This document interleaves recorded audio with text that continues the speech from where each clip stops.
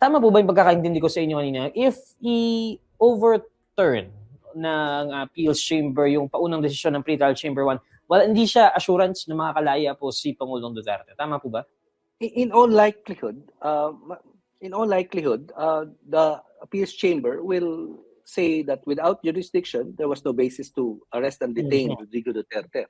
But at the same time, sa palagay ko, yung Office of the Prosecutor is also prepared to take steps so that it can continue its Remember, no, yung pagbukas ng investigation at pag-resume ng investigation, hindi lang yun investigation ni kay Rodrigo Duterte. Investigation yun sa lahat ng posibleng may kinalaman sa extrajudicial killings at crimes against humanity na nangyari sa drug war.